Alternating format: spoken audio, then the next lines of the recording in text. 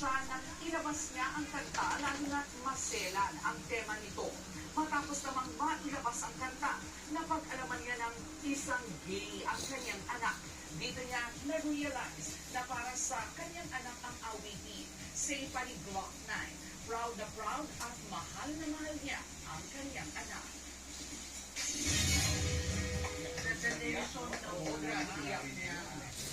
Kaya saludo po kami sa lahat ng mga magulang na very supportive sa kanilang LGBTQIA+ member na mga anak. At ikaw naman, relate na relate yan. Oo, sa mga parents ko, thank you. Magmamahal lang talaga ang susi.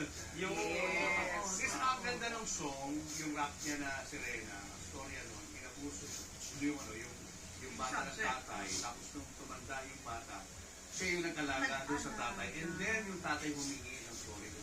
Ganun ang kwento ng Serena.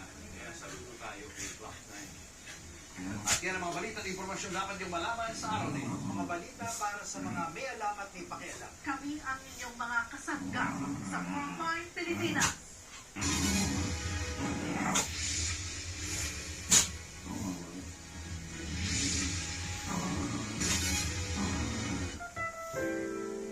Ang programang ito ay rated SPG. Striktong patnubay at gabay ng magulang ang kailangan. Maaaring may masiserang tema, lengguwahe, karahasan, sexual, horror o droga na hindi angkop sa